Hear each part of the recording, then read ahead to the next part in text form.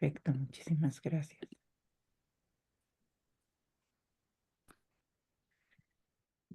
Pues muy buenas tardes a todas las personas que nos acompañan, tanto aquí en la plataforma de Zoom como pues a través de las redes sociales o quienes nos vean más adelante.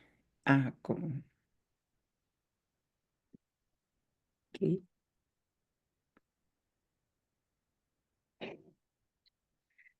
Bueno, muy buenas tardes. Muchas gracias a todas las personas que nos acompañan, tanto aquí en la plataforma de Zoom como a través de las redes y quienes eh, puedan ver la grabación un poco más adelante. Em, bueno, pues me da muchísimo gusto estar el día de hoy aquí con la doctora Mónica Uribe Flores, quien va de manera muy venturosa a comenzar este nuevo ciclo, cuarto ciclo ya de conferencias de los linderos de la filosofía. Este ciclo de conferencias surgió originalmente de un proyecto que buscaba como hacer extensiva el ámbito de investigación de la filosofía de la ciencia contemporánea, principalmente al estudiantado de la licenciatura en filosofía de la Facultad de Ciencias Sociales y Humanidades de la Universidad Autónoma de San Luis Potosí. Es más o menos común en las licenciaturas en filosofía que pues los cursos, sobre todo introductorios de áreas de especialización, pues tengan pues una fase histórica y a veces es muy difícil introducir también a temas contemporáneos. Entonces, este ciclo de conferencias inició originalmente como un esfuerzo por poder dar a conocer todo el rango de investigación contemporánea en filosofía de la ciencia. Y de manera muy particular también pretendía hacer ver como la importancia de la cultura material dentro de las prácticas científicas en general, porque era el proyecto que en ese momento tenía. Pero conforme fueron pasando las sesiones de eh, de estos ciclos de conferencias, una de las cuestiones que surgió fue que en realidad sería interesante no solo mostrar el rango de investigación en filosofía de la ciencia, sino en general en la filosofía. De esa manera, ahora el contenido de las pláticas de los linderos de la filosofía no solamente está restringido al área de filosofía de la ciencia, sino más bien en esta ocasión son actividades de comunicación pública de la filosofía. Y para eso, pues justamente las personas que van a participar dentro de estas conferencias son personas que trabajan en el ámbito filosófico desde diversas perspectivas. En este caso, pues es desde la estética. Y creo que uno cumple muy bien este objetivo, esta primera plática de hacer ver cómo la filosofía es tan amplia que puede estar dentro de nuestra actividad cotidiana, nuestras vivencias diarias, aunque muchas veces no seamos conscientes de eso. Entonces, otro de los objetivos de esto, de estas pláticas de los linderos es hacer ver ya no solo al estudiantado de la licenciatura en filosofía, sino en general al público, pues acercarlo a los temas filosóficos que puedan ser de relevancia social, que pues en general son muchos. La filosofía surge de preocupaciones humanas, existenciales, sociales, culturales, y para eso sirve, ¿no? Para reflexionar acerca de estas actividades que hacemos cotidianamente. Entonces, ese es el objetivo de esta cuarto ciclo de conferencias de los linderos de la filosofía. Y pues me da muchísimo gusto iniciarlo, como decía, con la doctora Mónica Uribe Flores, quien es licenciada y maestra en filosofía por la Universidad de Guanajuato. Obtuvo el doctorado en filosofía en la UNAM. Desde el 2010 es profesora de tiempo completo en la Universidad de Guanajuato, donde imparte cursos y dirige tesis de licenciatura y posgrado en filosofía. Es miembro del cuerpo académico Filosofía Contemporánea, grupo de investigación con el que ha publicado los capítulos La apreciación de la naturaleza en la estética contemporánea, en Rasgos y tendencias del pensamiento contemporáneo 2021 y en 2019 el capítulo La sensibilidad estética, oposición, transformación en el libro Poder y subjetividad, emplazamientos para una reflexión sobre el presente. Entre sus publicaciones de los últimos años están la entrada Dimensión Estética, Sensibilidad Dinámica, en el primer volumen en la Enciclopedia de Estética, Aesthetics Literacy, publicada en Melbourne por Mount Publishing en 2022. Y en coautoría con Bernardo Gutiérrez, La estética ampliada como terreno de subjetividades contemporáneas en la revista Bajo el Volcán de la UAP en 2024. También en el 2024 participó en la Escuela de Verano de Educación en el Desarrollo Sostenible en la Universidad de Leibniz de Hannover y de manera periódica imparte conferencias y realiza charlas de divulgación. Y bueno, pues ahora nos tocará a nosotras escucharla y pues siempre es un gusto, bueno, con esta presentación, sensibilidad estética y el entorno. Mónica, muchísimas gracias y pues adelante. Muchas gracias, Ana Laura. Yo aprecio muchísimo que se realicen estas actividades y agradezco mucho tanto la invitación como la presencia de quienes estén en este momento o quienes en algún futuro puedan escuchar estas reflexiones que son más que nada inquietudes compartidas o que me gustaría mucho compartir sobre las que me gustaría también conocer su parecer, ¿no? Creo que podrás ayudarme con la presentación. Bueno, esta es una presentación realmente un tanto casera en el sentido de que prácticamente todas las fotografías son tomadas en paseos, pues en realidad en el andar por el mundo, ¿no? Son fotografías que no tienen ninguna complicación en el sentido de que son tomadas casi todas con el teléfono, así que, bueno, pues apreciaré su comprensión a las posibles em, limitaciones de estas imágenes. Sin embargo, creo que pueden ser imágenes que vale la pena, en la que vale la pena detenerse. Esta primera que ven aquí, sensibilidad, donde está el título, ¿no? Sensibilidad estética y entorno, es una imagen que para quienes viven o conocen Guanajuato es una muy clásica. Este momento en el que podemos ver cómo la rama de un árbol desborda la piedra de una parte de la calle conocida como la calle subterránea, que era, pues, fue durante mucho tiempo hecho de un río. En Guanajuato, como en muchas otras ciudades, pues, lo que antes fueron ríos, lamentablemente ya son calles o avenidas, es el caso eh, de esta imagen. Pero algo que nos llama mucho la atención, incluso a quienes vivimos aquí y quienes tenemos muchos años viendo este tipo eh,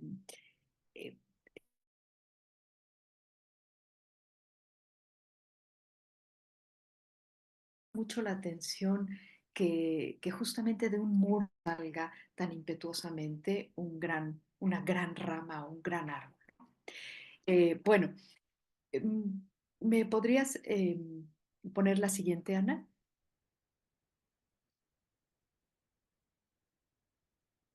Ok.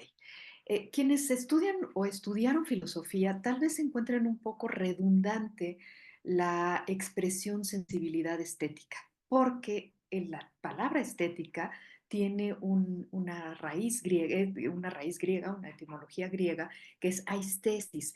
Y aistesis quiere decir relativo a la percepción, a la percepción sensible, ¿no? Entonces, aquí podemos encontrar como en un texto muy importante en la historia de la filosofía y un texto ya emblemático de la modernidad filosófica, encontramos justamente una referencia a la sensibilidad en términos de percepción. O sea, la sensibilidad como percepción o la estética como percepción tiene una muy larga historia, aunque en la actualidad casi siempre la relacionamos con el arte. Bueno, voy a detenerme un momento en esta pequeña definición de Kant de la crítica de la razón pura. El inicio de la crítica de la razón pura, la primera parte, que es la estética trascendental, define lo siguiente: la capacidad o receptividad de recibir representaciones gracias a la manera como somos afectados por objetos, se llama sensibilidad. Y aquí ustedes pueden identificar cómo esta palabra sensibilidad está relacionada o es, sí, relacionada semánticamente con la noción de estética. Entonces, uno podría pensar, bueno, ¿y por qué utilizamos sensibilidad estética? Bueno, esto tiene una larga historia que no me voy a detener demasiado en contarles, pero en realidad no resulta a la luz de la estética como disciplina filosófica, no resulta redundante. ¿Nos podrías mandar a la siguiente diapositiva, Ana? Ok, aquí Kant, bueno, regreso a Kant, ¿no? Dice, a una ciencia de todos los principios de la sensibilidad a priori la denomino estética trascendental. Esta es una aclaración, digamos, o una que complementa lo que habíamos leído anteriormente. Pero aquí lo que me interesa sobre todo es este fragmento de una larga nota a pie de página que Kant hace una aclaración. Dice, los alemanes son los únicos que se sirven ahora de la palabra estética para designar con ella lo que otros llaman crítica del gusto. Ok, aquí es donde empiezan tal vez a notarse por qué en cierto contexto sensibilidad estética no es algo redundante. Y es que Kant se está refiriendo principalmente a Alexander Baumgarten, que fue un filósofo racionalista que en 1735 utilizó por primera vez el término estética para referirse a una ciencia del conocimiento sensible que estaba también relacionada con una forma de discurso bello que es la poesía. Entonces, fíjense cómo aquí se entrelazan la percepción y el arte. Entonces, esto nos hace ver, sospechar que esta forma de percepción de la estética, entendida ya como un tecnicismo de una nueva rama de la filosofía que se consolida en el siglo XVIII, en realidad no es cualquier tipo de percepción, sino una percepción que iremos encontrando cada vez más fuertemente asociada específicamente con aquello que nos produce el sentimiento de gusto, ¿no? Perdón, de lo bello, del placer ante lo bello, ante lo sublime, o del displacer también, porque también se trata de eso, lo desagradable, lo feo, lo terrorífico, nos puede causar algo que no es precisamente placentero, ¿no?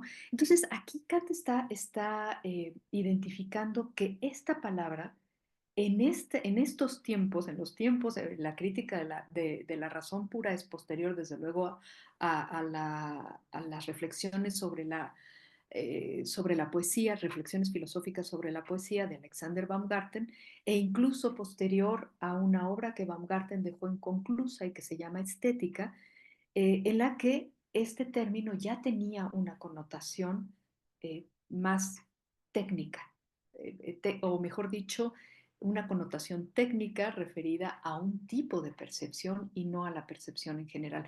En este momento Kant no estaba precisamente de acuerdo con esto, no le gustaba mucho, le parecía que podía ser algo confuso, ¿no? Que se utilizara el término estética en este sentido, pero más adelante él mismo va, en la crítica de la facultad de juzgar, va a relacionar estas dos instancias, la percepción y el gusto. ¿No? No, insisto, no me voy a detener demasiado en esto. Si después hay alguna duda o algo que no haya quedado claro y quieran regresar a ello, lo hacemos. Pero esto es más que nada como un contexto, una relación, es decir, una serie de aclaraciones, espero que suficientes para que podamos identificar eh, la conjunción entre sensibilidad y estética. ¿Podemos pasar a la siguiente?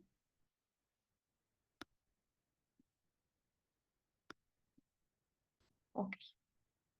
Aquí lo que vemos es que, aquí se me salió un poquito de los márgenes, pero bueno, ahorita les platico, lo hago más claro.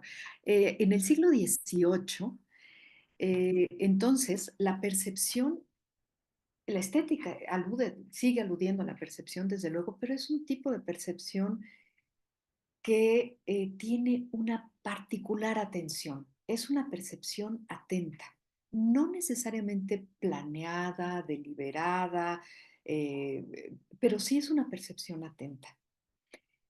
Eh, Otra cosa que interviene o que se va tejiendo con la idea de lo estético o de la estética es la imaginación. Sobre todo la imaginación como una facultad que nos permite unir cosas que en nuestra percepción ordinaria podrían no estar unidas. Y otro aspecto muy importante que se va a ir resaltando es la afectividad, que en realidad tiene una tradición muy larga, una tradición que viene desde la antigüedad y que está asociada con la filosofía de las pasiones. Pero aquí, digamos que estos tres aspectos van a ir conformando uno de los conceptos más importantes de la estética del siglo XVIII, que es, digamos, el siglo en el que surge la estética como una disciplina propia de la filosofía, una disciplina independiente, y estos tres aspectos se van a entrelazar eh, para que el tratamiento de la facultad del gusto. La facultad del gusto se va a entender es una generalización tal vez un poco amplia y un poco atrevida en cierta forma, pero creo que es una generalización válida. La facultad del gusto se va a entender como la capacidad para percibir lo que consideramos bello, sublime, lo que consideramos, lo que ahora podríamos llamar las categorías estéticas, lo bello, lo sublime, lo pintoresco, lo feo, lo grotesco, etcétera, ¿no? Entonces, fíjense cómo eh, aquí hay una caracterización de un tipo de sensibilidad, de un tipo de percepción que es atenta, que es imaginativa, o sea, que tiene algo de creatividad y que también eh, se relaciona con las emociones humanas. En el siglo XIX, es donde se me desfasó un poquito, en la segunda columna corresponde al siglo XIX. El siglo XIX no va a rechazar, desde luego, que haya estas características en lo estético.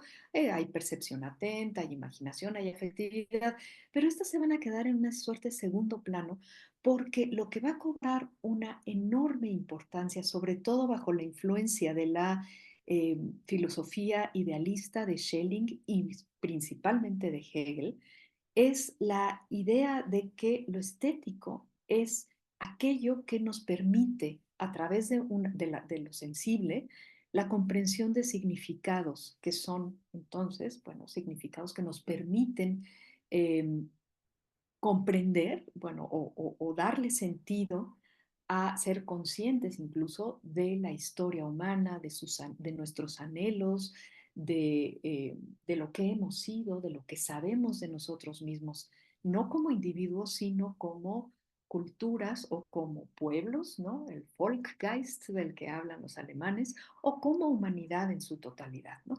Entonces, al estar implicada la comprensión de significados que son humanos, pues la estética se va a entender principalmente no como una filosofía del gusto, sino sobre todo como una filosofía del arte.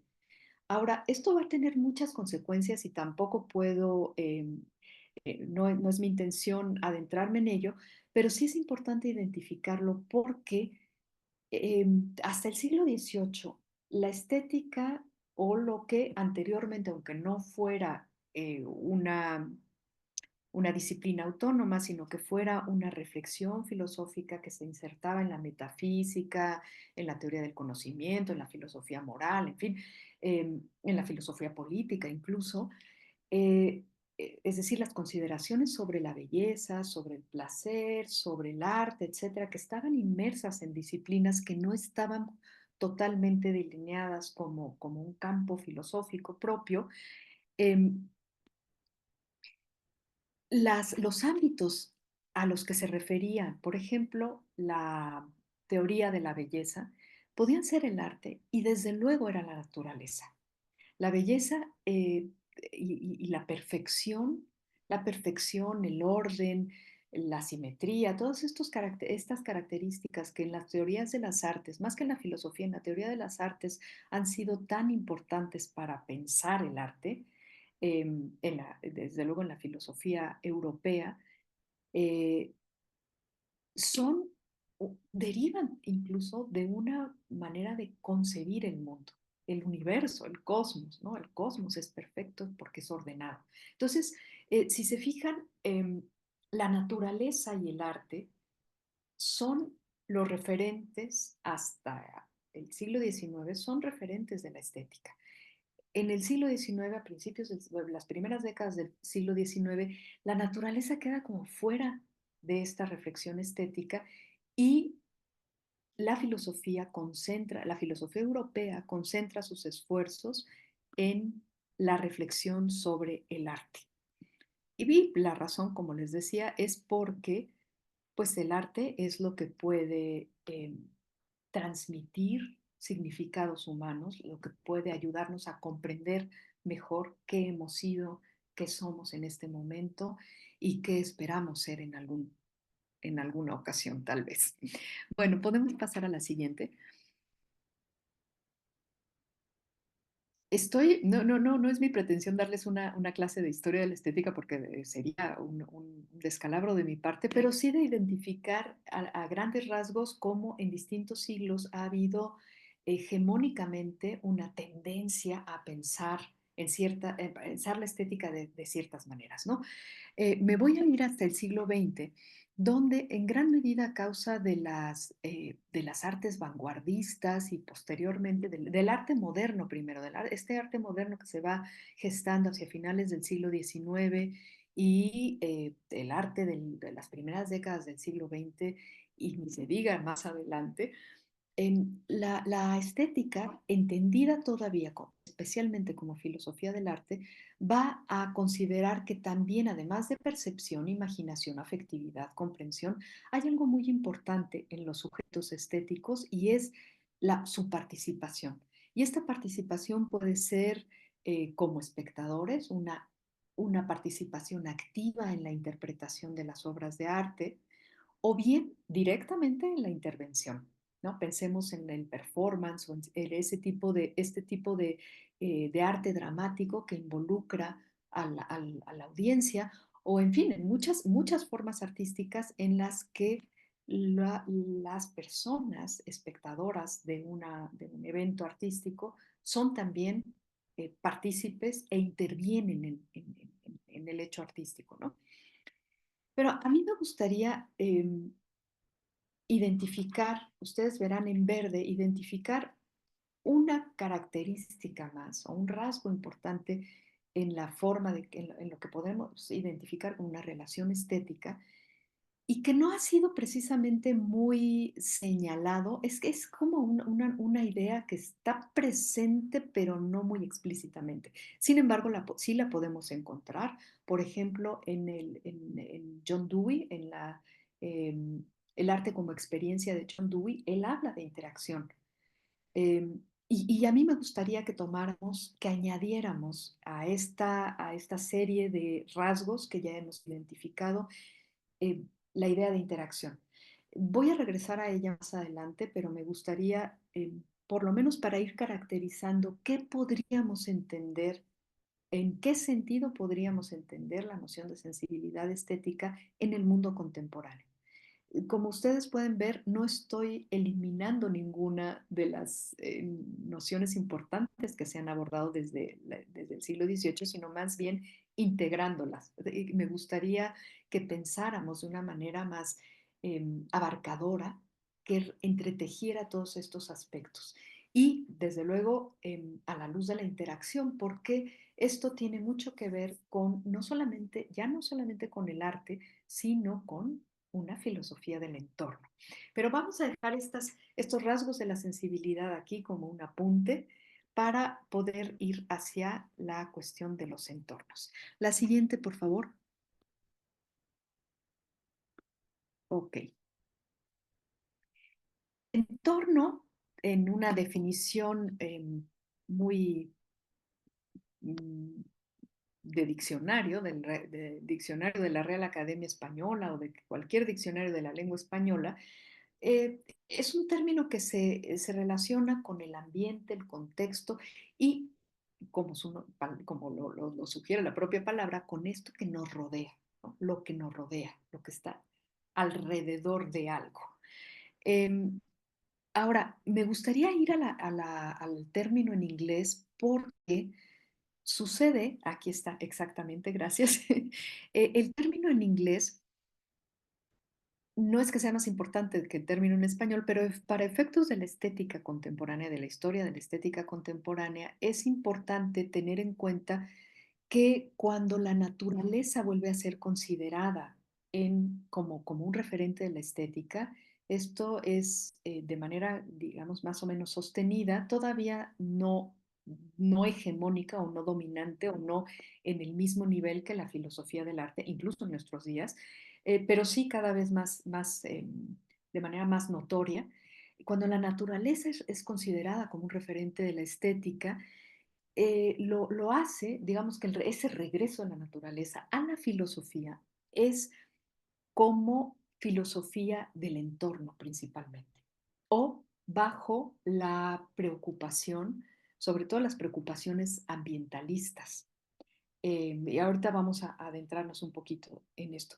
Entonces, lo que nosotros podríamos identificar como una estética del entorno en español es, les digo, no es un campo que haya sido muy trabajado particularmente en nuestra lengua, en las tradiciones de nuestra lengua. Todavía es un campo no muy explorado, pero en las tradiciones de los países de lengua inglesa o otros, pero que se comunican principalmente en lengua inglesa, eh, la estética relacionada con la naturaleza se ha ido cada vez más entendiendo como una estética del medio ambiente, del entorno natural. Hay una diferencia en ello y ahorita voy a ir hacia allá. Pero bueno, entonces tenemos que tener en cuenta la palabra en inglés environment porque si se fijan, hay otra vez encontramos, bueno, aquí hay dos significados. El primero de ellos, esto está tomado del diccionario Cambridge de inglés, ¿no? Em, el primero de ellos está relacionado con la naturaleza, el entorno como naturaleza. Y aquí tenemos el aire, el agua, la tierra, en la que la gente, bueno, las personas, los animales, las plantas, etcétera, viven. Bueno, es una definición un poco restrictiva porque sabemos que hay más reinos que los que están enunciados aquí, pero bueno, vamos eh, a, a tomar la definición y para tratar de tener un referente, ¿no? O sea que, traducido al español, el entorno es el medio ambiente natural. Bueno, la segunda acepción es parecida y tal vez es un poco más general y, y es parecida a la que tenemos, la que acabamos de ver en español, ¿no?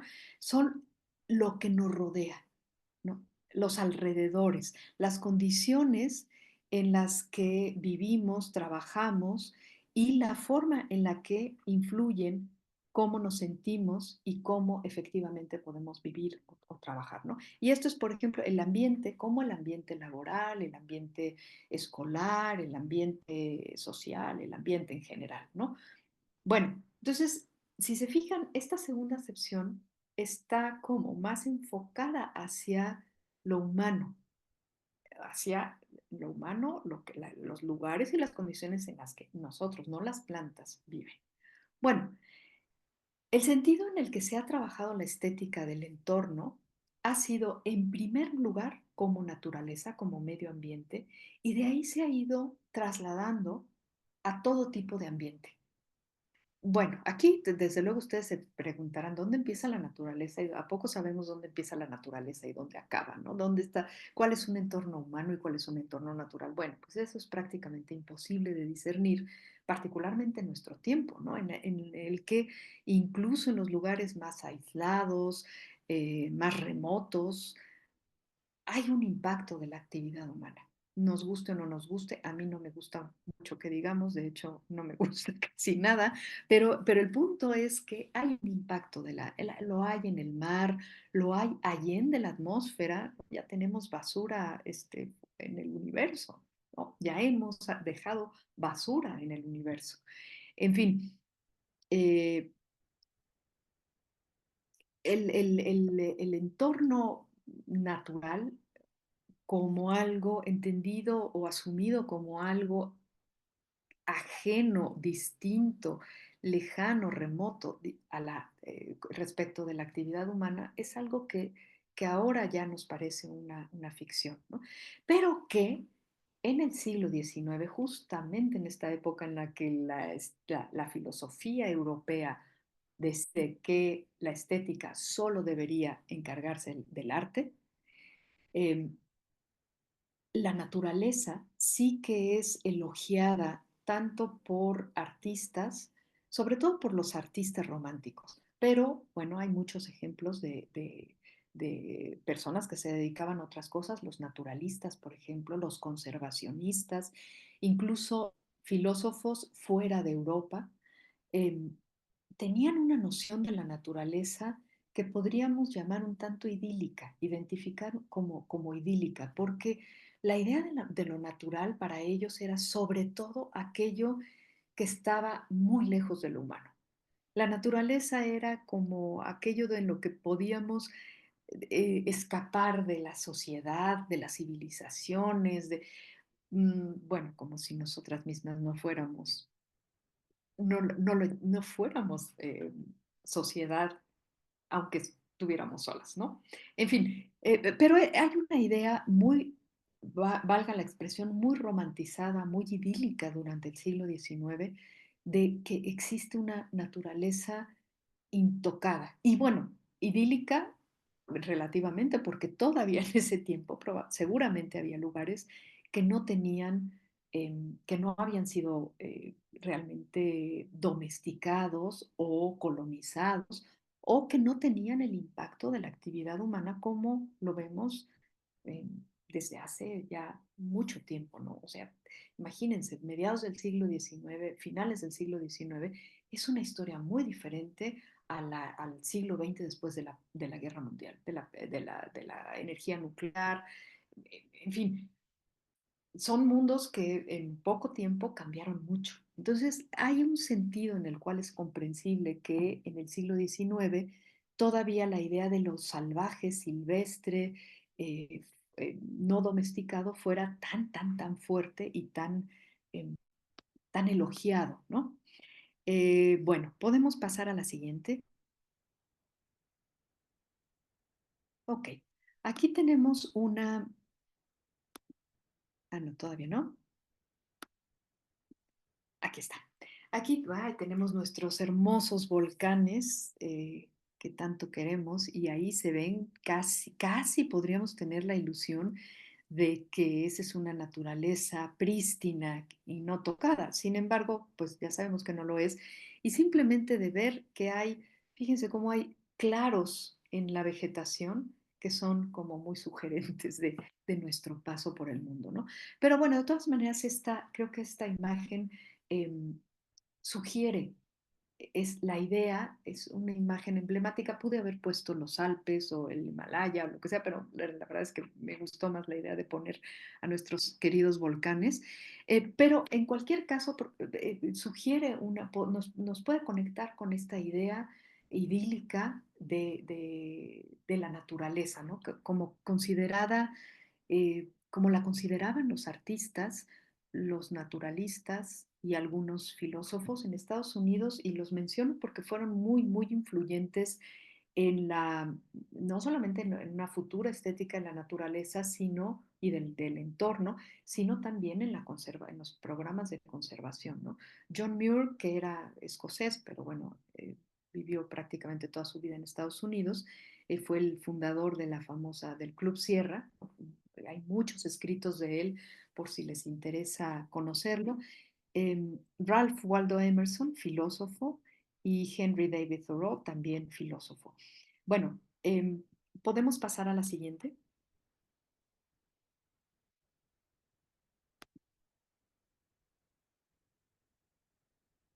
Ok, esto es nada más para darnos una idea, ¿no? De una cita como las hay realmente en muchos lugares desde el siglo XVIII, finales del siglo XVIII y sobre todo a lo largo del siglo XIX, relacionadas con las montañas. Los europeos tenían una fascinación por las montañas. Fue una fascinación tardía porque les tuvieron mucho miedo, pero en cuanto las empezaron a querer, las adoraron, ¿eh? Bueno, dice, aquí es Helen Maria Williams, una mujer interesantísima. Les recomiendo que la busquen por ahí si tienen curiosidad. eh, Muy entusiasta de la Revolución Francesa, una gran viajera, cosa que era muy poco común especialmente para las mujeres a finales del siglo XVIII, y que ella pudo ir a los Alpes. Y fíjense lo que dice, no fue sin la más poderosa emoción que por primera vez puse mis ojos en aquella solemne, aquella majestuosa visión, los Alpes. Los Alpes fascinaban bueno, las montañas en general y los Alpes, bueno, eran un lugar casi como de peregrinación. Pueden ustedes encontrar gran cantidad de personajes que se dedicaban a distintas cosas que hicieron su peregrinar a los Alpes y que los pusieron como un emblema de la belleza natural y sobre todo de lo sublime en la naturaleza. Esta imagen que ven aquí es muy famosa, desde luego, seguramente ya la han visto o la verán muchas veces tal vez. Eh, es una imagen del pintor alemán Caspar David Friedrich, que se conoce como Caminante sobre un océano de niebla o de nubes, lo traducen de las dos maneras, ¿no?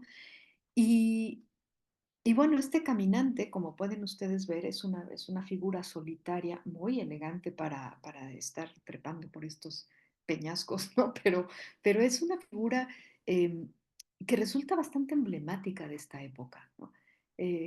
Figuras solitarias que se retiran del mundo social, del entorno de la sociedad, de la corrupción del poder, en fin, cada quien tiene más o menos sus batallas, ¿no?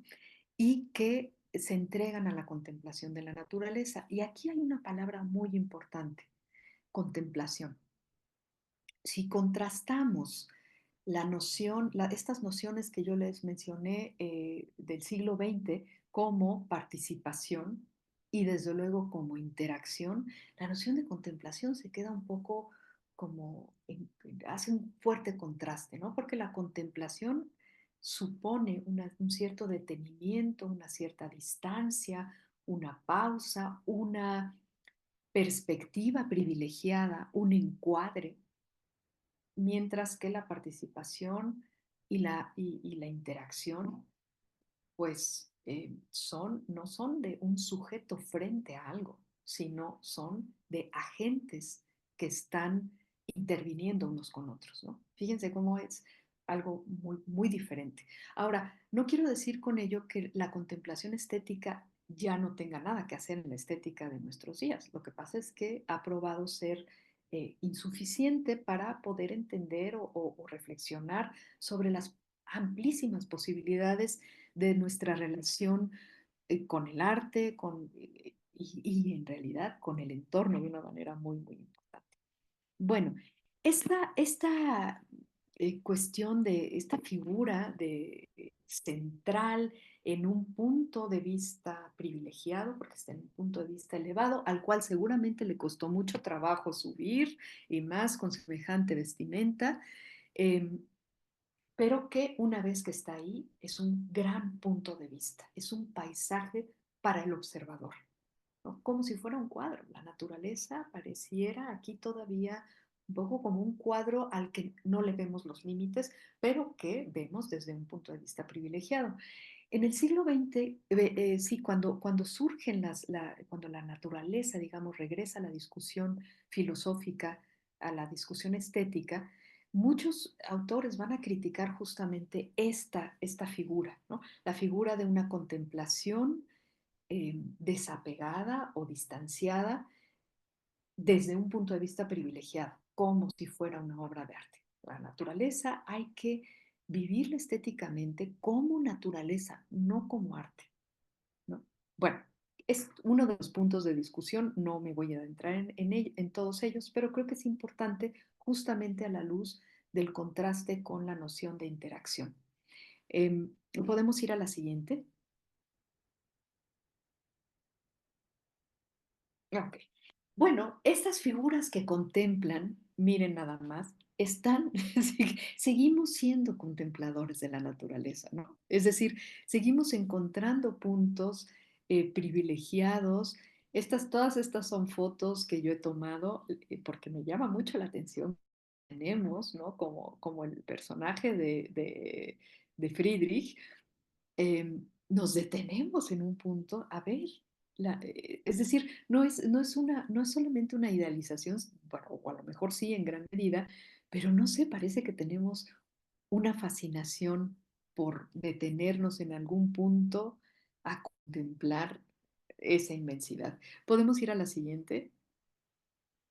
Solamente escogí unas cuantas, ¿eh? Porque de verdad que tengo muchas, muchas, creo que sí nos fascina. Hay algo muy valioso en esa pausa que hacemos para contemplar. Hay algo muy valioso. Entonces, em, y además de llegar a ese lugar supone una inmersión en la naturaleza, ¿no? Es decir, para sentarnos o estar de pie, contemplando la distancia, la lejanía, el paisaje, las montañas, el mar, lo que sea que estemos contemplando, muchas veces tuvimos ya que compenetrarnos con el lugar. Entonces, ahí la relación entre contemplación e interacción, pues parece que empieza a tejerse de una manera interesante, ¿no? La siguiente, por favor. Ok, esta es un pequeño, un pequeño recuerdo de nuestras épocas pandémicas, donde estábamos, cuando estábamos en el encierro y se supone que no debíamos salir de nuestras casas. Bueno, salió este meme que me parece muy elocuente. No puede venir a contemplar lo inefable, señor. Imagínense, esto de inefable es justamente algo que acompañó la idea de contemplación estética, sobre todo en el siglo XIX, ¿no? Ya no podemos expresar, bueno, en el siglo XVIII también, no podemos expresar qué es lo que estamos contemplando, no podemos transferir a una conceptualización nuestra relación estética. Y esto es algo que le ha dado por mucho tiempo a ciertas maneras de entender la relación estética, le ha dado un carácter como de misterio, ¿no? Em, bueno, podríamos preguntarnos si solamente hay esto, ¿no? Si es realmente inefable lo que vemos, o si siempre es inefable, ¿no? Pero bueno, este es un pequeño recuerdo de aquellos tiempos, ¿no? La siguiente. Pero fíjense cómo es famoso este cuadro, ¿no? Que hasta en los memes salió.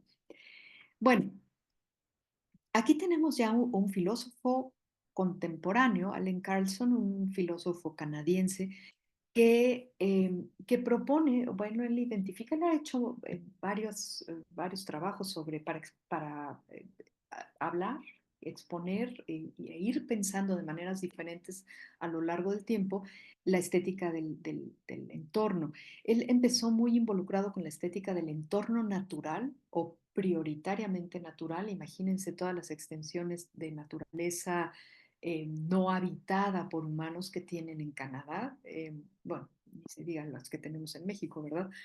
Eh, pero fue reconociendo que era muy difícil hacer una distinción entre lo humano y lo no humano, o sí, poner una frontera, y al igual que otros filósofos y filósofas, empezaron a reconocer el entorno como algo que no solamente se restringe a la estética, a la llamada estética de la naturaleza, ¿no? Pero particularmente cuando se trata de la estética de la naturaleza o de la naturaleza como un referente en la estética, Carlson identificó que esta renovación del interés filosófico que se tardó como 150 años en llegar, no se crean que fue como un pequeño lapso, eh, él identifica especialmente tres factores para este reconocimiento.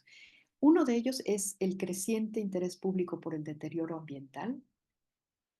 El segundo es el reconocimiento de la importancia del movimiento ambientalista dentro del mundo académico y, es decir, este activismo ambientalista empieza a tener un efecto en el mundo académico y, o bueno, mejor dicho, empieza a ser reconocido por el mundo académico.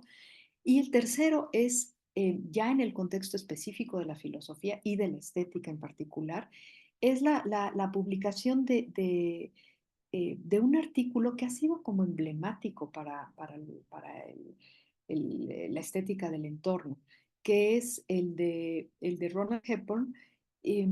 Se llama La estética y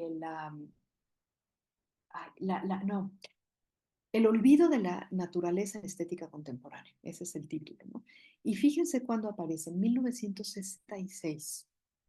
Y a partir de ahí empiezan, sobre todo en el contexto de la filosofía eh, en Estados Unidos y en Reino Unido especialmente, empieza una serie de discusiones que ya que van consolidando justamente una, un campo, nuevamente un campo dedicado a la reflexión eh, estética de la naturaleza.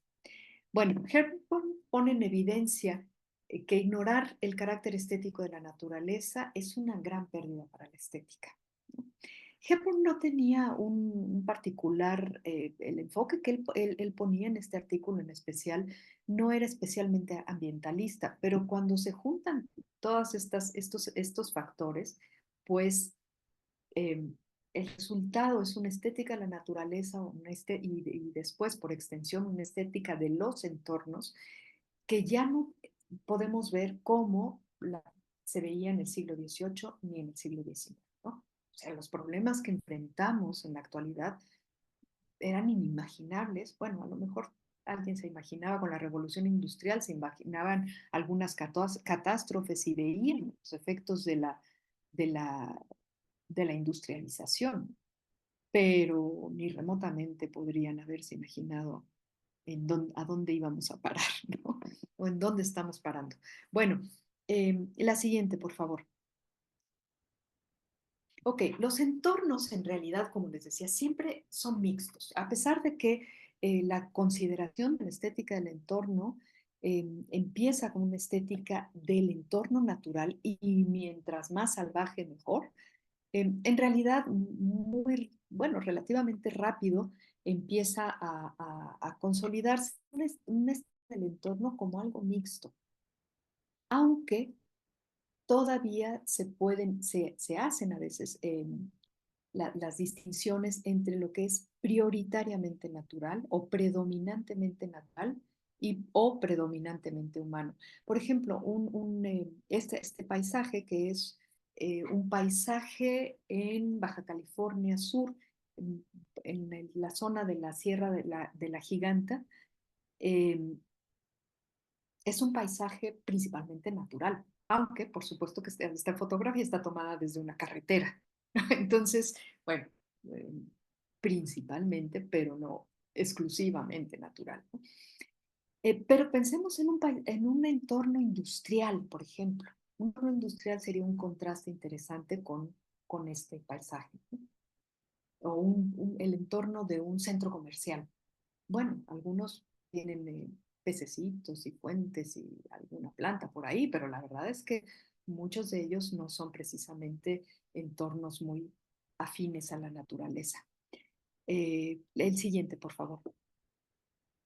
Ok, y entornos humanos. Y aquí vuelvo a mostrar una imagen de la ciudad de Guanajuato, una imagen que ya no existe porque este muro, que a mí me gustaba mucho, pues se convirtió en una puerta en la entrada de un comercio y entonces desapareció este, eh, este tan sabio mural eh, urbano que es anónimo, porque es un colectivo, ¿no? Bueno, anónimo en el sentido de que no tiene una autoría específica.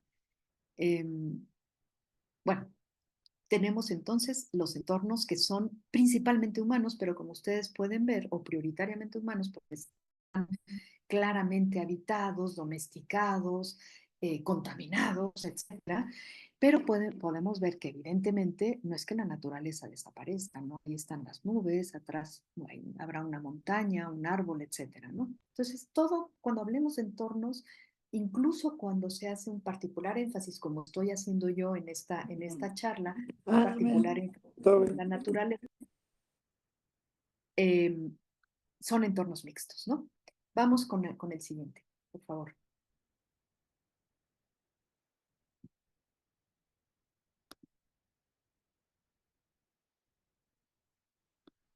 Ok. Bueno, una pregunta que en realidad es lo que interesa compartir, bueno, todo pues, pero todo lo anterior es en realidad como una preparación para compartir esta pregunta. ¿Qué podría aportar la estética al entorno, ya sea al cuidado del entorno, a la atención en él, a la transformación? Em, bueno, pensemos en que tiene algo la estética que con qué contribuir para que pensemos, conozcamos, comprendamos, transformemos nuestros entornos.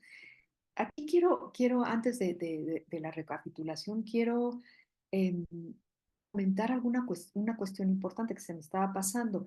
Cuando la estética en finales de los años 60, a raíz de este artículo de Hepburn, empiezan a discutirse en la estética otra vez las cuestiones de la naturaleza y sobre todo cuando empiezan a tomar un,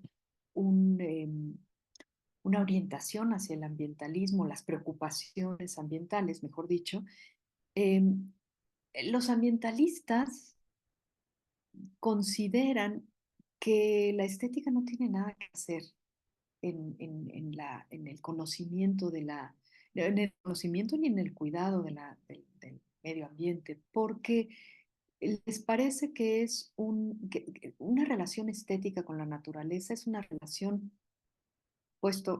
así lo decían, lo planteaban ellos, sentimental. Es una relación demasiado personal, es subjetiva y a la naturaleza la podemos conocer y cuidar y conservar, pues con elementos de objetividad, no de subjetividad. Entonces, parte de la respuesta de los filósofos y filósofas dedicados a la estética de la naturaleza era justamente discutir esto, ¿no? Decir, sí tenemos algo que hacer, sí, la estética sí tiene algo que aportar. Y para ello, pues pusieron una serie de condiciones trataron han tratado, porque esto es algo que está todavía muy efervescente, de plantear algunas condiciones entre las cuales sobresale el conocimiento de la naturaleza. Así como, en principio, para apreciar adecuadamente una obra de arte, tenemos que saber un poco, al menos, de arte, pues para apreciar la naturaleza también tenemos que saber de ciencias naturales. Bueno, este es un aspecto muy discutido, un poco jabonoso, y hay muchas variaciones sobre esta postura, ¿no? La importancia del conocimiento previo para apreciar estéticamente la naturaleza. Eh, y lo mismo que en el arte. A ver, si no sabemos nada de pintura, ¿quiere decir que no podemos disfrutar de un cuadro? Si no sabemos nada de geología, ¿de verdad no vamos a disfrutar? No podríamos ser esta figura contemplativa que se pone frente al precipicio y observa? ¿Eso no tiene algún valor para comprender mejor el entorno? Bueno, lo voy a dejar solamente como, por cuestiones de tiempo, lo voy a dejar como preguntas, porque además de todo ya saben que en filosofía nos encanta dejar preguntas abiertas para la discusión y eso es lo que nos ha nutrido a lo largo de los siglos, ¿no? Sin embargo, tampoco es que, no es que quiera evadir la respuesta. eh, Vamos a ver por lo menos alguna posibilidad, alguna posible respuesta. Pero ahora sí, me gustaría ir a la recapitulación. La percepción atenta, ay, perdón, ¿podemos ir a la anterior? A la, que es que, la percepción atenta la imaginación, la comprensión, afectividad e interacción. Con estos rasgos de lo estético, ¿será que podemos hacer algo que la relación estética con los entornos tiene, tiene consecuencias teóricas y prácticas o no? Bueno, a mí me parece, es una pregunta que ustedes ya estarán sintiendo tal vez que es un tanto retórica, ¿no? Y que yo respondería, sí, sí, claro que puede aportar, pues no solo porque a ello me dedico, sino porque creo que esta forma de identificar lo estético em, tiene muchas posibilidades. Tiene, y puede tener muchas, muchas consecuencias interesantes. Bueno, ahora sí, podemos ir a la siguiente.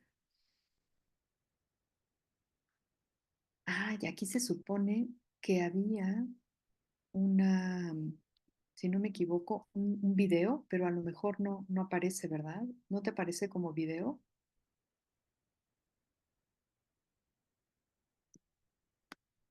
Ah, no, sí, sí, es un video, pero no aparece, ¿verdad?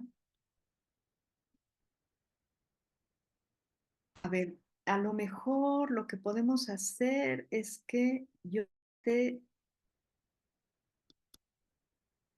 No, no aparece como video. Bueno, en fin, ¿Quieres enviármelo? Y... déjame ver si puedo compartir, pero es que fíjate que curiosamente... Ah, tengo que dejar de compartir yo. Dejo de compartir para que lo... Ah, es que ya no estás compartiendo, ¿o sí? ¿No? ¿Sí? ¿O no? No, es que sabes que en mi presentación tampoco aparece como video. Bueno, no, no importa, no nos entretengamos en esto. Era un video. Entonces, podemos ir a a la Sí. presentación de nuevo. Yo les platico lo que pasaba, porque qué lástima.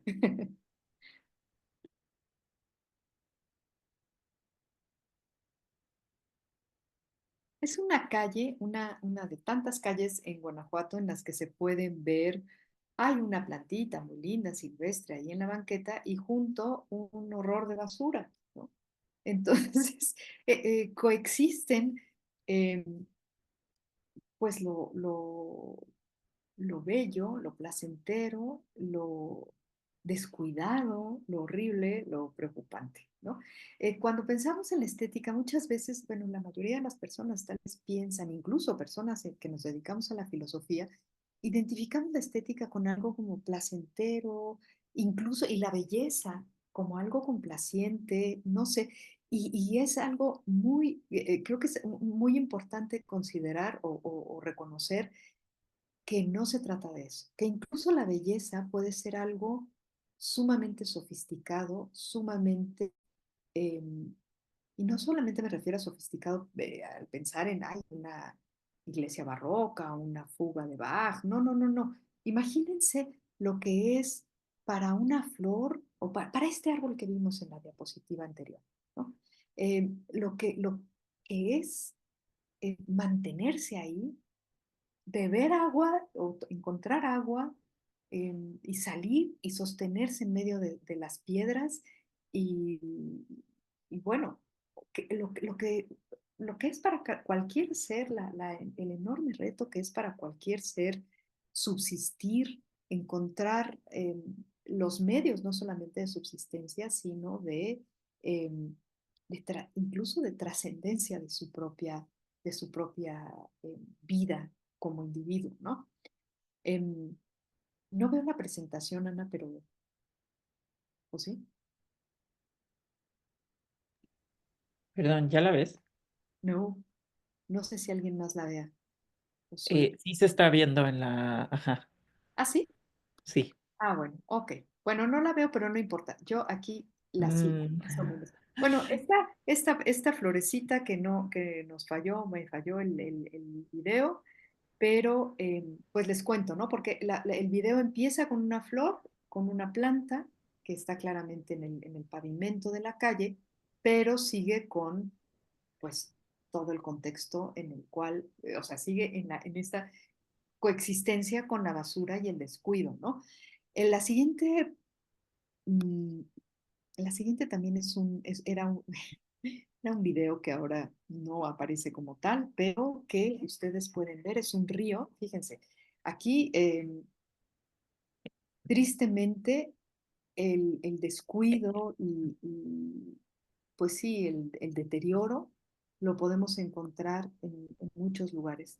Eh, este río, creo que sí, bueno, yo no estoy en la presentación, pero supongo que estarán ustedes viendo un río que en la orilla, no, en esta imagen así como está, no es muy notorio, pero en la orilla pueden ver pedacitos como de plástico, pueden ver cómo está todo como estancado. Y en medio de todo esto, bueno, claro, hay algunas plantas, se ven, algunas plantas que son propias de la vida acuática y otras que no, o que ya lo que denotan es que están como conviviendo y atrapadas en una red de basura también, ¿no? Y hacia arriba, más o menos al centro, arriba pueden ver probablemente una cosa muy pequeñita que es un patito nadando ahí en las dificultades eh, de nuestro mundo contaminado, ¿no? Entonces, a lo mejor alguien que tenga una concepción muy común, pues tal vez restringida de lo que es la estética, diría esto no tiene nada que ver con estético, si lo estético es lo que nos gusta, ¿no? Es lo bonito. No, no, no, no. Pensemos en percepción atenta, imaginación, afección, comprensión e interacción. Entonces, aquí esto que nos perturba profundamente o que podría perturbarnos profundamente cuando nos relacionamos de una manera atenta eh, y encontrando un sentido en esto, aunque no sea una obra de arte, un sentido en esto que estamos experimentando y con lo que nos estamos relacionando, esto puede ser no necesariamente lo es, pero puede ser una relación estética. La siguiente diapositiva es un poco, bueno, una comparación también entre dos tipos de agaves. El de la izquierda, si lo tienes ahí. Sí, ok. El de la izquierda es un agave, un modesto agave modesto, pero siempre, digo modesto porque está olvidado ahí, y apenas creciendo como puede, junto a la calle, también de banqueta, otra vez rodeado de basura, eh, y casi inundado por la basura. El que está a su lado es un agave precioso, sanísimo, está en un jardín botánico. ¿Qué pasa ahí? Em, ¿por qué, ¿Por qué lo que está sano? O sea, tenemos que resguardar, que poner en un territorio privilegiado eh, esos aspectos del entorno o esos elementos del entorno. Tenemos que crear entornos para que entonces las cosas, las personas, los lugares estén bien cuidados. Em, este agave, el de la derecha, que estando en un jardín botánico, es un objeto de contemplación y de visita de quienes van al jardín botánico. Y qué bueno, me encanta la idea. Pero al otro, ¿ustedes creen que alguien le haga mucho caso? O a la florecita aquella, que alguien le haga mucho caso. Bueno, cuando vemos estas cuestiones, a lo mejor pensar en el potencial de atención y de interacción que tiene la relación estética puede tener un cierto sentido, ¿no? Bueno, vamos hacia la siguiente. Voy a ir un poquito más a prisa porque no me quiero extender demasiado. Ustedes aquí podrán ver, notar, es una imagen terregosa, pero al mismo tiempo fascinante, de un pedacito de camino, ¿no? Este montículo está en un camino, en un sendero, en una reserva, una gran reserva que está parcialmente en Puebla y parcialmente en Oaxaca. Esta es la parte más árida, es la reserva de la biosfera Tehuacán-Cuicatlán. Y esta parte, que es la parte que le corresponde a Tehuacán, como ustedes podrán ver, aquí hay sedimentos. En esta reserva, no, o sea, podemos ver la historia, podemos ver historia natural aquí a nuestro paso. Maravilloso. Cuando pensamos que en esta reserva hay, em, hay fósiles, de hecho, aquí tal vez no se note mucho, pero en estos montículos hay caracoles, hay fósiles marinos. Cuando pensamos que estos lugares tienen millones de años, es algo que tal vez conmociona, ¿no? Estoy caminando por millones de años junto a millones de años de historia natural. Es fascinante. Ahí podremos tener un dato previo. A propósito de la relación con el conocimiento, tenemos un dato previo, sabemos, y puede ser que este conocimiento nos haga proclives a una mayor atención. Yo creo que el conocimiento sí que es algo muy importante. Me cuesta trabajo pensar que siempre hay primero conocimiento y luego atención, ¿no? ¿Por qué no? A veces se presenta de una manera y a veces de otra. En la filosofía y particularmente en la tradición de las pasiones, eh, la admiración, por ejemplo, en el Tratado de las Pasiones de Descartes, la admiración se pone como la primera de ellas, porque es justamente la que nos mueve, nos sorprende ahí. Con la admiración sentimos la sorpresa ante algo que no conocíamos. Y esa sorpresa nos mueve a la curiosidad. Esa sorpresa muchas veces es la que justamente nos lleva a querer saber más. ¿No? Yo creo que es una emoción que yo en el caso de los entornos naturales identifico mucho con las sorpresas y las fascinaciones que tuvieron durante y que siguen teniendo seguramente durante mucho tiempo los naturalistas, ¿no? Bueno, la siguiente es una dedicatoria para San Luis Potosí. Un camino que es un camino precioso, ¿no? En el camino que va entre Armadillo de los Infantes y Cerro de San Pedro, sí, ¿verdad? Esta parte está mucho más cercana a Armadillo de los Infantes, o sea, de hecho se considera como de Armadillo de los Infantes y que por cierto quiero agradecer a mi colega Ana Laura Fonseca porque gracias a ella, ella me informó de este camino y es fascinante. Si a alguien le gusta hacer paseos, largos paseos, les recomiendo que se informen y, y vayan a pasear, pero hay que informarse antes. Bueno, aquí probablemente haciendo un recorrido en un lugar como este, vemos muchas cosas menos el suelo, porque no sé si ustedes tengan la misma impresión que yo, pero al suelo le hacemos muy poco caso. Si sabemos que estamos caminando sobre millones de años de historia natural, vamos a ver el suelo. Si no lo sabemos, ¿quién sabe? Entonces, bueno, a veces el conocimiento es algo que realmente necesitamos o que nos ayuda, pues, a poner una atención y una vez que lo hacemos, vamos a poner que una vez que tú caminaste por la tierra que tiene fósiles, eh, por un desierto que está en Puebla, imagínense qué lejos está del océano, por un desierto, bueno, no es un desierto, una zona árida que tiene fósiles de animales marinos. Es algo fascinante. Probablemente esa experiencia te ayudará o propiciará que el suelo por el que en el futuro camines, sea el que sea, empieza a recibir una cierta atención distinta, ¿no?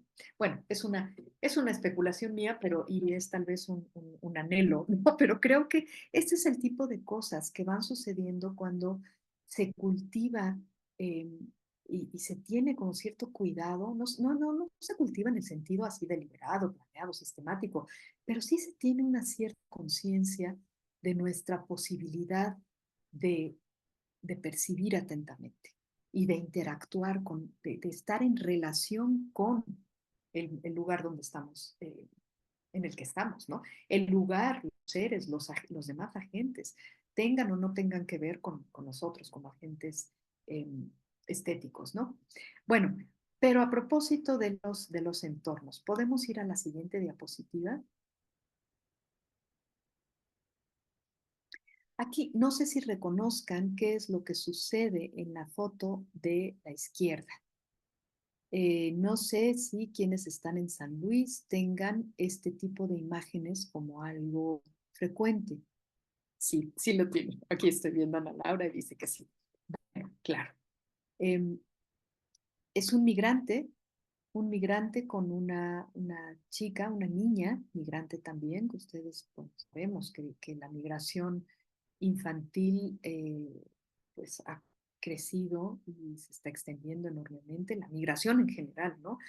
Particularmente de Haití, de Centroamérica, hay muchísimas personas migrando y, y bueno, están en muchos lugares, en las calles pidiendo dinero, en fin, aquí quisiera, yo me planteo la pregunta, ¿qué es lo que percibimos en nuestros entornos? ¿Qué percibimos? ¿Qué ignoramos? Em, ¿Cómo lo percibimos? ¿Qué tan pronto nos acostumbramos a ver que hay ciertos elementos en un entorno? ¿De qué manera los convertimos tan naturales, tan normales, que ya no los vemos? Sean violencia, sea pobreza, sea belleza, sea vejez, enfermedad, tantas cosas que, que sencillamente nos acostumbramos y dejamos de ver, ¿no? La foto de la derecha es una foto, bueno, un momento del año en el que acaba de llover y está lleno de flores y plantas silvestres. Este mismo lugar, en este momento, bueno, está más amarillo y seco que nada, ¿no? Y probablemente eh, recibiría más atención viendo toda esta belleza y este colorido que ahora que está seco y amarillo, ¿no? Sin embargo, cuando de alguna forma esta sensibilidad estética está más o menos cultivada, nos detenemos a ver lo que hay, cómo lo vemos, cómo lo encontramos, ¿no? Y en eso hay realmente cosas maravillosas, ¿no? Por ejemplo, en estas imágenes no puse ninguna, pero una imagen de un pastizal seco que antes fue un hermoso prado lleno de flores, eh, pues hay muchas semillas disponibles para los pájaros y entonces empiezan a pasar otras cosas que si nos detenemos a ver, eh, pues son también prodigiosas y son un momento, una parte de la vida de un entorno, ¿no? Bueno, la siguiente quisiera contrastarla con otros cuerpos de agua, sobre todo los cuerpos de agua que encontramos muy disminuidos y mancillados en nuestras urbes, ¿no? O ni siquiera en las urbes, en el campo muchas veces, ¿no? Aquí tenemos dos ejemplos y yo me he dado este gusto poniendo fotos de lugares en México porque tenemos un país verdaderamente prodigioso, ¿no? Este primer cuerpo de agua es una poza, una gran poza en una zona de manglares en Celestún, en Yucatán. Y el otro es uno de los lagos de Montebello, en Chiapas, ¿no? Muy diferentes entre sí y los dos verdaderamente magníficos, ¿no? Otra vez estamos en una situación parecida a la del agave del jardín botánico. Los lugares preservados, que qué bueno que estén preservados. Eh, pues son lugares que conservan su belleza, pero necesitamos, otra vez se haría la pregunta, necesitamos aislarlos, abstraerlos, legislar sobre ello, sobre algo para que pongamos atención en ello. Aquí, bueno, la siguiente diapositiva también era un video, porque dice Río Marfil, Guanajuato, y pues el río no se ve, pero bueno, es igualmente un río completamente contaminado y a pesar de que ha habido un esfuerzo comunitario muy interesante en esta zona de mantenerlo como un poco más limpio, pues sigue siendo un lugar en el que descargan pues las aguas negras, al que llega basura, terrible, ¿no? Y está en un entorno pues de la ciudad, ¿no? Aquí ustedes pueden ver la iglesia, los árboles y no pueden ver el río, pero ahí está. Bueno, ya de mis últimas diapositivas dice,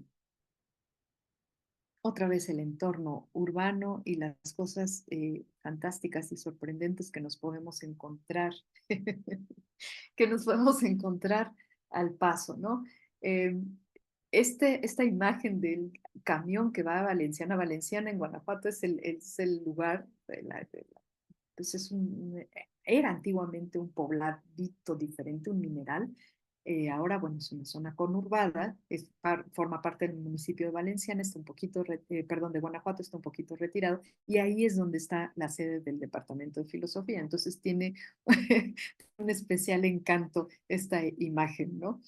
Bueno, la pregunta que yo les planteo aquí junto a este guapachoso camión es si tiene consecuencias teóricas y prácticas o prácticas pensar en la interacción estética con o en el entorno. Eh, y como decía hace rato, bueno, es una pregunta un tanto retórica, yo creo que sí que las tiene y que podría tenerlas mucho más y que podría tener más de las que tiene. Si esta forma de percepción atenta y esta forma de involucramiento, de compromiso con el entorno en el que vivimos, estuviera más viva, ¿no? Fuera como una parte más presente tal vez de nuestra vida cotidiana. Fíjense que, claro, estos lugares hermosos, las montañas, el camino de Armadillo, bueno, no son los lugares por los que pasamos todos los días, pero algunos de ellos sí lo son. Y tal vez esta cotidianidad nos acostumbra tanto a, a ver, como les decía hace rato, a ver lo mismo, que solo nos sorprendemos cuando salimos de nuestros entornos cotidianos y vamos a ver el manglar de Yucatán o a caminar al armadillo de los infantes, cuando en realidad las posibilidades de una interacción estética están en cualquier lugar. No quiero decir que todo el tiempo, porque imagínense, sería agotador. O sea, ¿quién tiene, quién tiene energía para estar viendo y oyendo eh, con atención, energía, tiempo, ocio y demás, ¿no? Pues no, está muy complicado. Pero lo que quiero decir es que las posibilidades de esta admiración de la que hablaba Descartes están potencialmente en cualquier lado.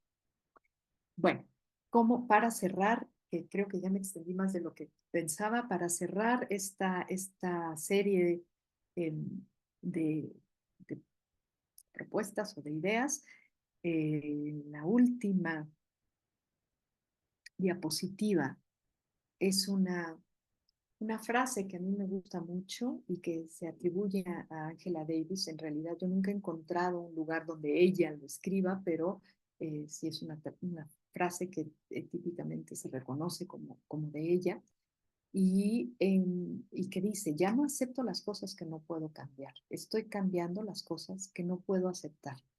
En la transformación posible o en la medida en la que sea posible de un mundo que nos duele, que nos fascina, que nos interpela, yo quiero creer, no creo, no quiero, creo, tengo la convicción de que una sensibilidad atenta y comprometida puede hacer mucho, o por lo menos puede eh, reunirnos en frentes comunes, en goces comunes también, ¿no?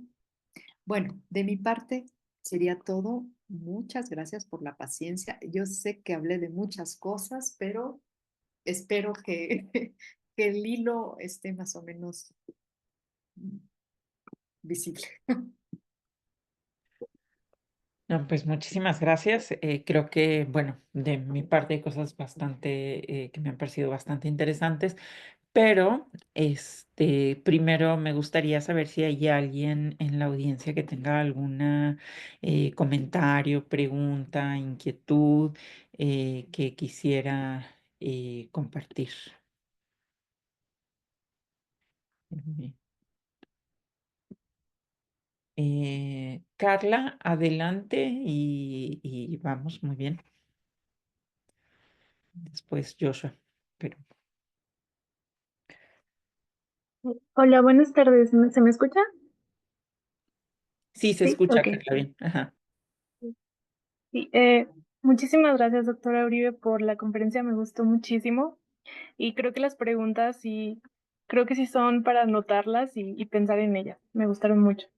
Eh, yo hace tiempo estuve leyendo a una filósofa que se llama Mary Warnock, justamente sobre el tema de la imaginación. Y pues ella consideraba la imaginación no solo como aquella que crea imágenes, sino que también la que tiene un aspecto productor e inventivo en nuestras creencias. Em, y además también que nos permite situarnos en el mundo por tener pues como un papel mediador. Y quería saber qué pensaba usted sobre esta idea y si podría también entenderse como pieza clave en la sensibilidad de nuestro entorno. Justamente ver más allá de nuestros entornos, como los que nos ejemplificó, los naturales, los humanos. Y muchísimas gracias por la conferencia.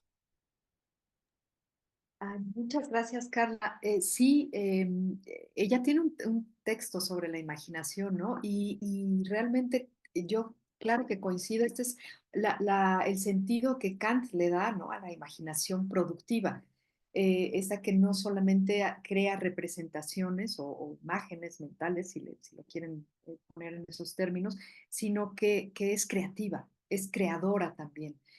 Yo creo que es sumamente importante, pero no solamente en lo que se refiere a la sensibilidad o a la estética, sino en general, el conocimiento, la vida, ¿no? Las decisiones que tomamos muchas veces requieren que nos imaginemos escenarios posibles, ¿no? Em, algo que a mí me parece particularmente importante es cómo la imaginación entendida como esta capacidad de crear o sí, de visualizar, valga la expresión, siempre somos ocularcentristas, pero bueno, si me permiten, la expresión de visualizar, bueno, imaginación también lo es, ¿no? Eh, posibles situaciones, ¿no?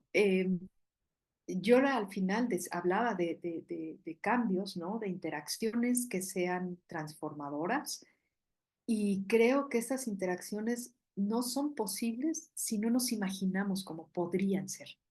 Eh, Creo que la imaginación es fundamental en la vida en general, ¿no? Pero sí, desde luego como parte de la sensibilidad estética, sí, pues imagínense cómo, vamos a pensar en el caso de una obra de arte, de una pintura, pues cuando vemos, por ejemplo, la batalla de San Romano de Paolo Uccello, estamos viendo una guerra. O sea, es como una especie de pacto. La imaginación nos ayuda a pactar con aquello que vemos. Sabemos que no están ahí los soldados, sabemos que no está, pero la vemos como sí. Y este como sí tiene un gran potencial y una importancia enorme, ¿no? Insisto, creo que en todos los aspectos de la vida, cuando desde luego sabemos que estamos haciendo un como sí, ¿no? Porque creo que también es importante reconocer que la imaginación no no es una forma o una vía ni para evadirnos, ni para hacernos creer cosas que no son, ¿no? Sino para visualizar posibilidades, incluso cuando son imposibles, ¿no? Eh, y de alguna forma pactar con la ficción también, ¿no? Con la ficción y sí, y con la posibilidad. No sé, sí respondo, Carla, muchas gracias. Sí, doctora, justamente, sí, sí, sí, iba por ahí mi pregunta y coincido totalmente. Muchas gracias. Eh, Joshua, adelante. ¿Sí se me escucha bien? Ok.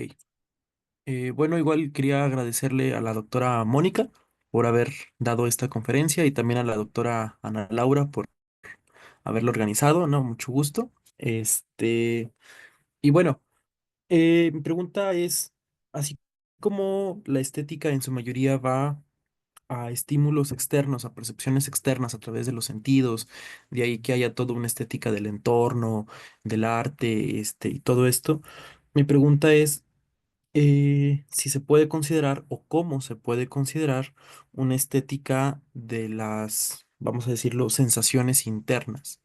O sea, la vivencia de, por ejemplo, las emociones como una experiencia estética, la emoción en sí misma, sin necesidad de una percepción externa.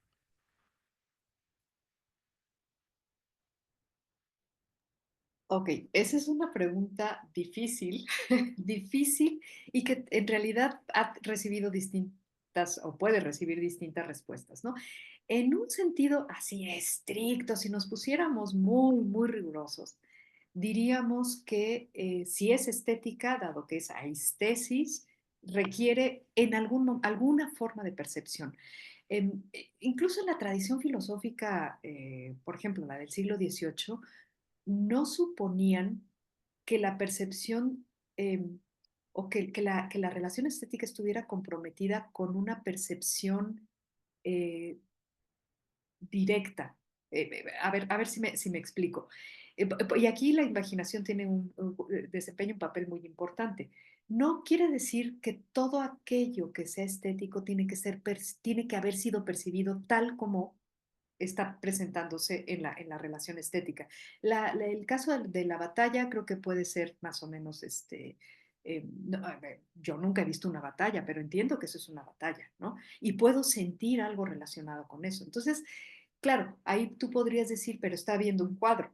Eh, en el sentido más estricto, hay un referente de percepción que directa o indirectamente se relaciona con lo que podemos llamar una experiencia estética, si quieres, ¿no? O emoción estética. Vamos a poner en el caso de un centauro, bueno, ya sabemos que no existen o suponemos que no existen, pero podemos imaginarlo y podemos tener el sentimiento de temor o de fascinación o de lo que sea pero el centauro lo componemos a partir de experiencias que sí vienen de la percepción. ¿Sí ves? O sea, en el sentido más estricto, hay un origen de, de experiencia del mundo que después se puede transformar en muchas cosas, incluso en cosas que sabemos que son inexistentes, pero el origen es ese. La razón de esto es que, bueno, creo que lo que el énfasis que se pone en esto es que cuando la estética surge como disciplina autónoma en el siglo XVIII, se pone mucho el acento en que la belleza no es una propiedad de los objetos. Entonces, sino, es decir, que para que tú tengas, sino algo que tiene que ver con una mente, que con una mente humana, ¿no? Eh, la cuestión es que para que tú tengas una emoción relacionada con la belleza, tienes que experimentar algo. Y esto, fíjate que si lo pensamos en términos, voy a poner platónicos o pitagóricos, no es que la belleza pueda ser pensada, la belleza tiene que ser experimentada de alguna manera. Entonces, en ese sentido, digamos que la vía más rigurosa no podría eliminar la percepción. Sin embargo, bueno, hay otras vertientes. Por ejemplo, no recuerdo exactamente el título ni la obra donde está, pero hay un ensayo de Bertrand Russell en el que habla de la belleza de las matemáticas. Y es una belleza de pensamiento, es la belleza del razonamiento, ¿no? Eh, y ahí podríamos decir que no se cumple con el requisito de la percepción, ¿no? Eh, entonces, bueno, las dos opciones pueden ser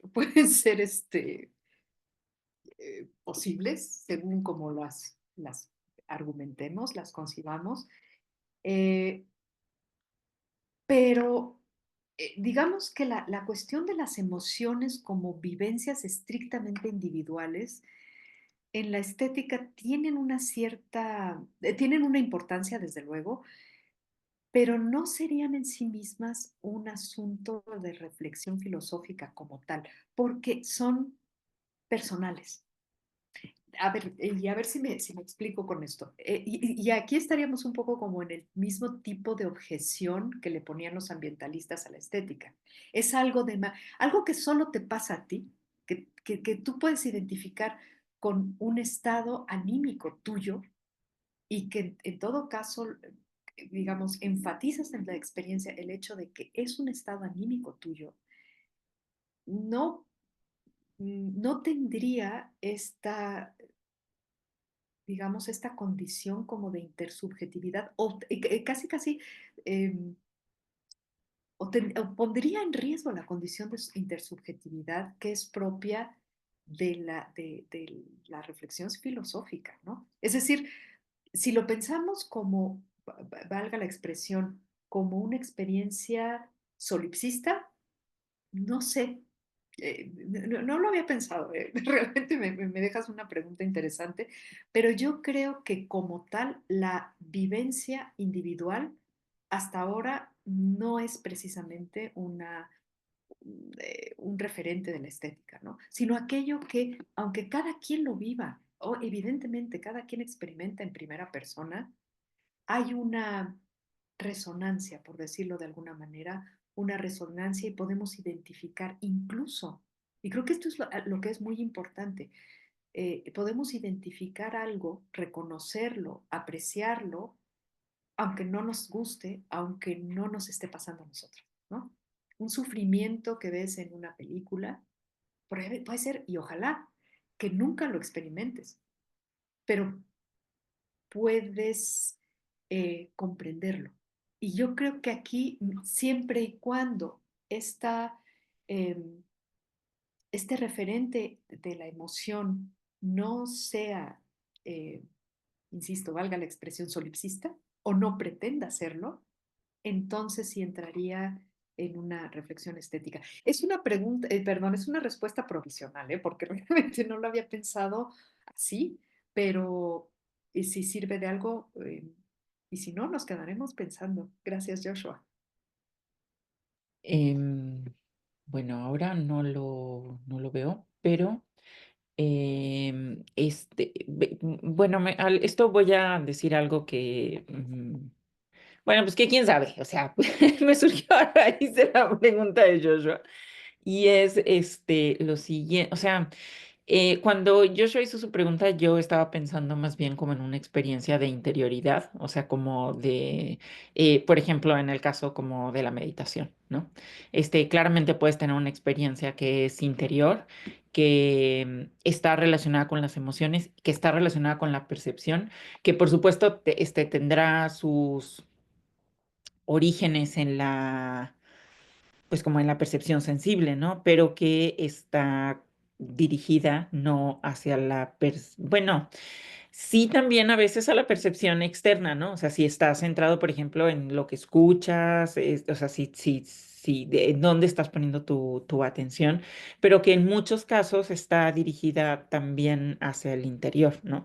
Y que en ese sentido, de alguna manera quizá no muy clara particularmente, o sea, yo entiendo como la respuesta, porque la respuesta es claramente es de la tradición occidental y esto que estoy diciendo no tiene que ver con la reflexión que ha hecho Occidente predominantemente, por lo menos claramente viene de otra tradición eh, generalmente oriental, ¿no? Pero que de alguna manera hay no es solipsista, o sea, sí hay como algo que puede ser como intersubjetivo, o sea, es decir, a lo largo de una larga tradición, hay no sé, se reporta como este tipo de experiencias, es como una técnica, que no necesariamente es individualista o completamente subjetivo, ¿no? Bueno, supongo que en ese caso necesitaríamos pensar en pues en otro tipo de reflexión filosófica que no necesariamente parte de estos, como de este canon tradicional, ¿no? Pero, pero bueno, me parece muy interesante la pregunta y también la manera en la que Occidente, para mí, por lo menos desde mi perspectiva, em, por ejemplo, en el caso de la filosofía de la ciencia, una de las reflexiones muy importantes, yo creo, contemporáneas, es pues como en esta relación de entender la objetividad del conocimiento no necesariamente como algo que está completamente disociado del agente cognitivo, ¿no? Y más bien con el reconocimiento de que, de hecho, no puede el conocimiento estar disociado del agente cognitivo, ¿no? Que es algo más fuerte, ¿no? Y que en este mismo sentido, como la experiencia estética no puede estar disociada de el agente cognitivo también, estético, ¿no? Y bueno, y que eso puede incluir como la experiencia del Ujú. exterior, pero también la experiencia del interior, ¿no? Que es claramente algo muy, No, pero este, sí tiene fuera muchísimo de la sentido. tradición. Fuera de una tradición, sí tiene mucho sentido, pero además fuera de una tradición moderna, Sí. Ujú, ¿no? ujú, Digamos ujú, del siglo XVII, XIX, porque también, ahora que lo mencionas, claro, em, la propiocepción, o cómo se dice, ajá, sí, sí.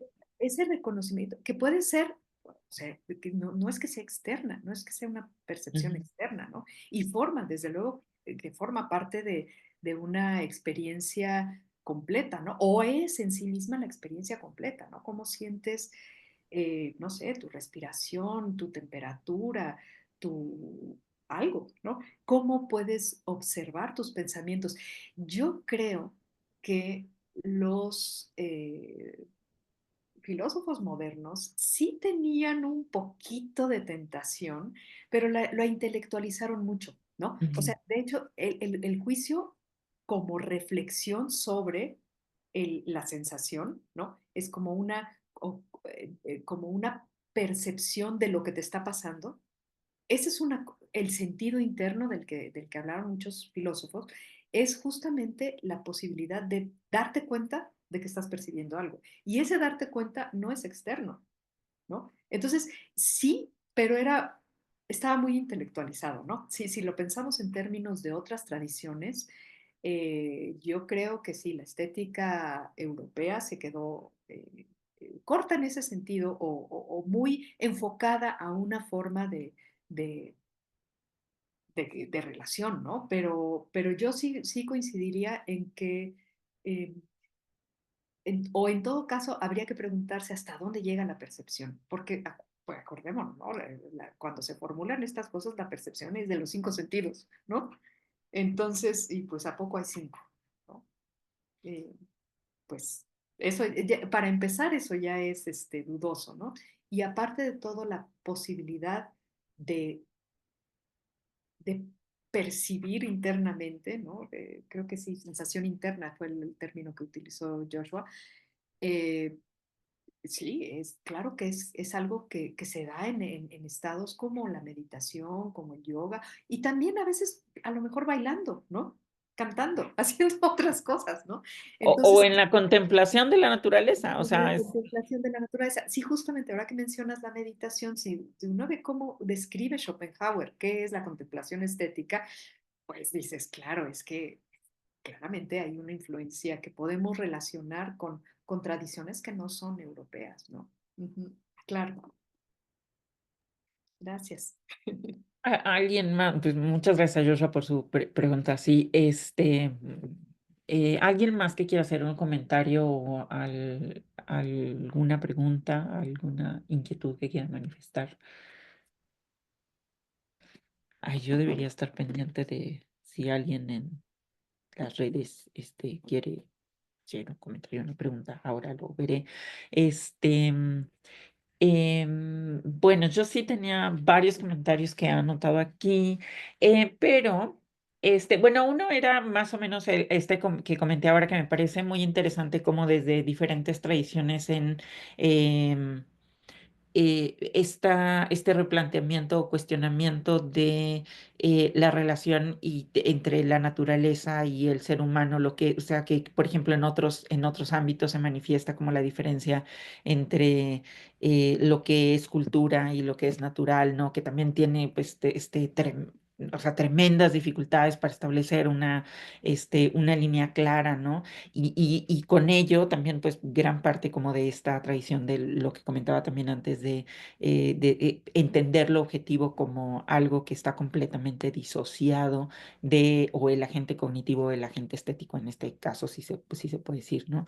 Em, y que en realidad, pues eso analíticamente puede funcionar para establecer como ciertas, no sé, no sé, ciertas definiciones, categorías y maneras de tratar de dar cuenta de ciertos fenómenos, pero que al final resulta como medio limitado y que pues nos damos cuenta que pues es una línea que hemos trazado y que a veces no ayuda a entender el fenómeno en su justa dimensión, ¿no? Y eso me parece muy interesante porque pues no es como que sea un problema exclusivo. Muchas veces pensamos en los problemas como exclusivos o del área de la epistemología o del área de la estética pero más bien creo que lo que evidencia es como un problema de una manera de ver ese tipo de fenómenos, ¿no? O sea, como no necesariamente eh, eh, como algo que está en el fenómeno mismo, ¿no? Y eso, bueno, me ha parecido también muy interesante de varios de los planteamientos y cuestionamientos que a final de cuentas estás haciendo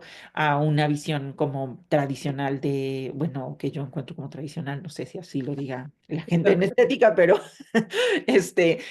pero como de la estética tradicional, ¿no? Y que eso me parece, pues realmente yo lo encuentro muy interesante y muy sugerente y que también puede como presentar eh, puntos de comunicación interesantes entre las disciplinas, ¿no? Que muchas Claro. veces no es claro o se piensan como, no sé, áreas de investigación completamente distintas, como si estuviéramos hablando de mundos aparte, ¿no? Pues que no necesariamente, ¿no? Claro, O más bien no, o sea, de hecho no, en el fenómeno no, no. y que sería como muy, probablemente muy esclarecedor para unas disciplinas, tener más conciencia de las preguntas y las dificultades con las que se encuentran las otras, ¿no? Ajá, Fíjate que hay algo de lo que no hablé porque es otro tema, pero que creo que es también bastante inquietante, o al menos a mí me inquieta de una manera muy muy sabrosa incluso, ¿no? ujú, Y es ujú, que yo hablé de la interacción y claro, estoy enfocándome en la interacción de los agentes estéticos con, incluso consigo mismo, ¿no? Em, pero en este caso, particularmente, bueno, no, en el caso de los entornos, eh, la interacción que te excluye, o que mejor dicho, no te incluye implícitamente, es otro campo verdaderamente fascinante, ¿no? Porque una de las limitaciones con las que se encontraron los filósofos y filósofas que empezaron a tratar estas cosas es que pareciera que solo podemos pensar estéticamente la naturaleza si la pensamos en función de nosotros, ¿no? Es decir, es como si vemos un mensaje para nosotros, como siguiendo el modelo del arte, ¿no? Pero ¿qué pasa cuando estás viendo la interacción entre el pajarito y las semillas, ¿no? Y eso, pues el pajarito y las semillas, digo, probablemente su comportamiento no va a ser, muy probablemente su comportamiento va a ser ligeramente diferente si tú estás o no estás. Pero el punto es que ahí no tienes nada que ver, ¿no? O sea, y creo que esa posibilidad, que supongo que en la filosofía de la ciencia también es algo muy importante, ¿no? Bueno, y aquello que estamos viendo, que indiscutiblemente vamos a ver desde nuestra perspectiva de agentes, ¿no? O vamos a interpretar o a preguntar, incluso a formular las preguntas como lo que somos, de todas maneras, en algún momento hay algo que nos excluye. No, no sé cómo explicarlo, pero es decir, hay una interacción además de la interacción que estamos teniendo nosotros con esto, ¿no? sí, bueno, no sé si lo capturo bien, pero em, sí me parece muy interesante pensar que, pues, a final de cuentas hay fenómenos que están ahí que pueden ser, pues, que son independientes de que, pues, esté una persona siendo observadora de ese fenómeno, ¿no? Y que, em, muchas veces pues también apreciar ese tipo, cuando uno puede estar frente a ese fenómeno y apreciar ese fenómeno, pues es que puede tener esta sensación en el reconocimiento de que pues realmente no somos indispensables. Por ejemplo, en este caso es muy importante, no somos indispensables para la naturaleza, ¿no? Es decir, como pues puede seguir su curso, y seguramente lo hará en el momento en el que nos extingamos, ¿no? O sea, es decir, Pero ahora, bueno, ponía yo el ejemplo del pajarito. Sí, el pajarito se va a dar si tú te mueves, entonces sabe que estás ahí, ¿no? Pero el eclipse, por ejemplo, ¿no? Bueno, ya poner, o sea, hay una gama amplísima de fenómenos y de sucesos que están en los que hay una interacción que, como tú dices, no depende de nosotros. Una cosa es que podría eventualmente verse afectada porque estamos ahí, pero no depende de nosotros, ni nos necesita. Y eso a mí me parece, la verdad me parece fascinante e importantísimo para la filosofía, que ha sido por su naturaleza antropocéntrica, históricamente antropocéntrica, pero pensar que filosóficamente estamos frente a la posibilidad de pensar como los seres, agentes humanos que somos, pero pensar de una manera no antropocéntrica. A mí eso me parece fascinante. recolocarnos, ¿no? Otra vez, para... ujú. Mm. Sí, pues sí. Ubicarnos. ¿Alguien tiene algún otro comentario? Perdón, yo, Mónica y yo podemos estar aquí muchas horas, pero también sería interesante saber si alguien más tiene preguntas, porque realmente las que han hecho hasta ahora, tanto Carla como yo han sido muy, muy sugerentes e interesantes. No sé si alguien más tiene algún comentario.